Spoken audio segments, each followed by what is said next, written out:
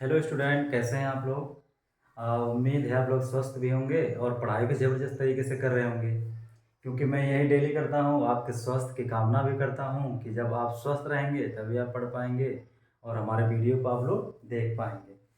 तो आज का टॉपिक है बच्चों, बिंदुओं को कार्तीय तल में कैसे प्रदर्शित करते हैं उसके बारे में हम लोग समझेंगे। यहाँ आ जाएगा बिंदुओं को कार्तीय तल में कैसे प्रदर्शित करते हैं। आइए समझते हैं दोस्तों, बहुत ही आसानी से समझेंगे हम लोग। सबसे पहले यहाँ क्वेश्चन लेता हूँ। बिंदु बिंदु 2, 6 -3, -4 1, 5।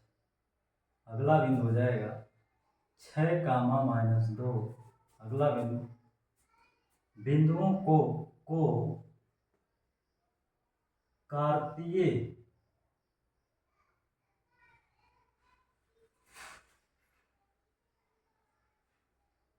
समतल या समतल में प्रदर्शित कीजिए या कार्तीय तल में प्रदर्शित कीजिए। आइए समझते हैं इस क्वेश्चन को। चार बिंदु हमारे पास हैं, इन चारों बिंदुओं को कार्तीय तल में हम लोग कैसे दिखाएंगे, आइए समझते हैं दोस्तों। तो सबसे पहले हम लोग क्या करेंगे, सबसे पहले हम लोग वाई एच वाई डैश बन जाएगा, इधर एक्स एच और इधर बन जाएगा एक्स डैश। इसको क्या बोलते हैं बच्चों, इसको बोलते हैं मूल बिंदु। जहाँ पर दोनों अक्ष एक दूसरे को काटते हैं उसी को क्या बोलते हैं, मूल बिंदु कहा जाता है। तो क्वेश्चन को कैसे लगाते हैं आइए देखते हैं। पहला देख लीजिए, पहला बिंदु क्या है, 2, 6। तो यानी कि पहला बिंदु है 2, 6। तो एक्स पे कितना चला है बच्चों दूरी, एक्स पे 2 चला है। इससे बोलते हैं धनात्मक दिशा। इधर की मतलब दूरी कैसी होती है, प्लस। इधर की दूरी भी कैसी होती है, प्लस। इधर की दूरी कैसी होती है, ऋणात्मक। इधर की दूरी भी कैसी होती है, ऋणात्मक। ठीक है। तो एक्स पे 2 चलना है धनात्मक दिशा में, तो 1 और 2।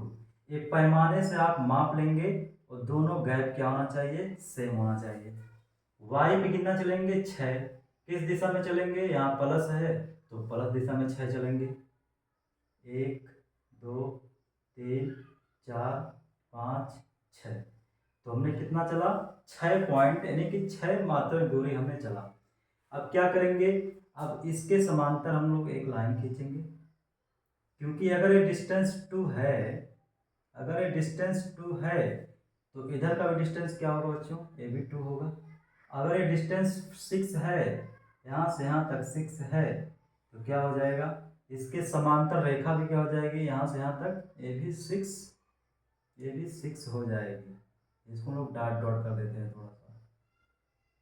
इसको आप एक पॉइंट मान लीजिए ए का निर्देशांक क्या बन गया, ए का निर्देशांक बन गया, एक्स पे 2 चला, वाई पे कितना चला, 6। तो पहला बिंदु हमें मिल गया कार्तीय तल में। अब दूसरा बिंदु दिखाना है -3 और -4। तो -3 किधर चलना है दोस्तों, ऋणात्मक दिशा की ओर चलना है। -4 किधर चलना है, ऋणात्मक दिशा की ओर चलना है। तो मूल बिंदु यहाँ बनाते हैं। तो 1 पॉइंट, 2 पॉइंट, 3 पॉइंट। वाई पे कितना, 1 पॉइंट, 2, 3, 4। यानी कि इस पे कितना चला, यहाँ से यहाँ तक कितना दूरी, यहाँ से यहाँ तक दूरी है 3। नीचे कितनी दूरी है, नीचे है 4। तो आप इसे आप चाहे बनाइए चाहे मत बनाइए, इसे हम समझाने के लिए केवल बताए हैं। तो 3 वाई इस पे चलना है तो यहाँ हो जाएगा -3। इधर कितना चलना है, -4। तो इसके समांतर डॉट डॉट कर देंगे और इसको भी मिला देंगे। इसे पॉइंट बी नाम दे दीजिए। निर्देशांक क्या होगा, -3 -4। दूसरा निर्देशांक मिल गया। अब इसी प्रकार अगला पॉइंट है हमारा एक कामा 5, यानी कि x पे कितना चला है, x पे 1 चला है, y पे कितना चला है, 5 चला है। तो इसको हम लोग यहाँ मिला देते हैं कि इसको पॉइंट सी कर दीजिए, निर्देशांक हो जाएगा 1,5। अगला पॉइंट हम लोगों का 6,-2, यानी कि x पे कितना चलना है, +6, y पे कितना चलना है, -2। 1 2 3 4 5 6, 1 2 डैश डैश कर देंगे दोस्तों,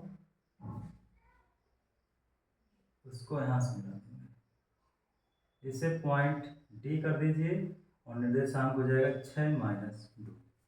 ये हमारे क्वेश्चन का जवाब है। नोट कर लीजिए आप लोग, फिर उसके बाद एक क्वेश्चन और आप लोगों को देते हैं हम।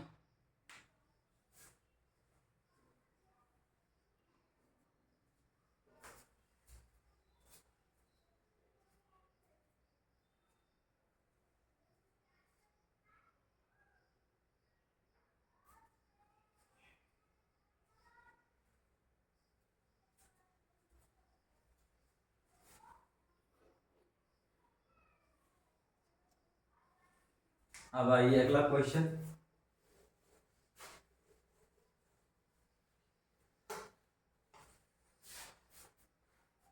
अगला क्वेश्चन है दोस्तों 3,0 0,5। अगला है -3,5। अगला है 5,-2 को समतल या कार्तीय तल में दिखाइए। तो सबसे पहले क्या करेंगे, वाई एच, नीचे वाई डैश, इधर क्या हो जाएगा, एक्स एच और एक्स डैश, ये भी एक्स ही एच होगा, यहाँ पर मूल बिंदु। अभी हमने बताया है इधर का दूरी धनात्मक, इधर का दूरी भी धनात्मक, इधर का दूरी ऋणात्मक, इधर का दूरी क्या हो जाएगा, ऋणात्मक। ठीक है दोस्तों,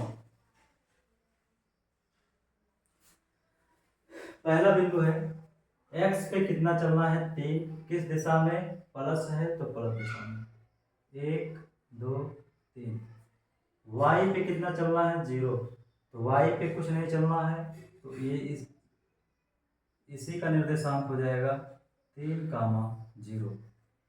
अगर बिंदु में अगर x वाला 0 है तो वह बिंदु y अक्ष पर स्थित होगा, यदि y वाला 0 है तो वह बिंदु x अक्ष पे स्थित होगा।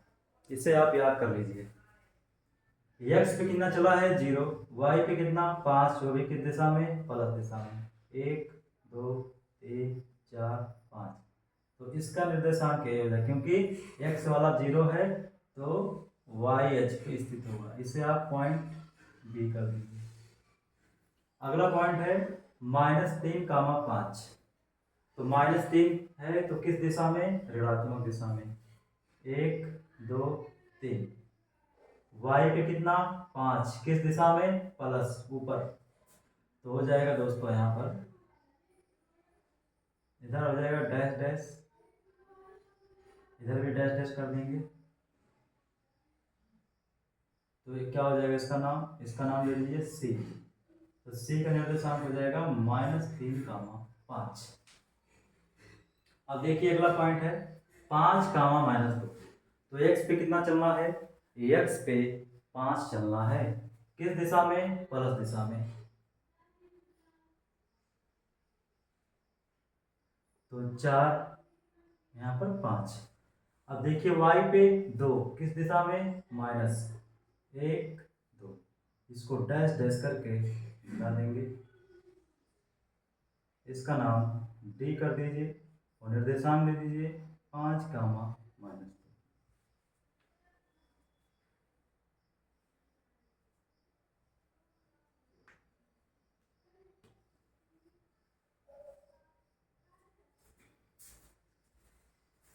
तो बच्चों आज का क्लास यहीं पे समाप्त होता है। यह उन बच्चों के लिए क्लास है जो ज्योमेट्री में अपना अपना क्या बोलते हैं, अपना अस्तित्व लाना चाहते हैं, यानी कि ज्योमेट्री में अपना प्रभाव डालना चाहते हैं कि ज्यामिति के क्वेश्चन कैसे लगाते हैं। इसका प्रयोग कहाँ होगा दोस्तों, जब रेखा और कोण पढ़ेंगे या त्रिभुज पढ़ेंगे या चतुर्भुज पढ़ेंगे, तो इन सभी का यूज होता है। तो मैथ पढ़ने वाले हर स्टूडेंट के लिए है जो ज्योमेट्री को मजबूत बनाना चाहते हैं दोस्तों।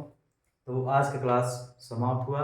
बहुत बहुत धन्यवाद। इस क्लास को आप लोग पूरा देखिए और दोस्तों के पास भी शेयर कीजिए।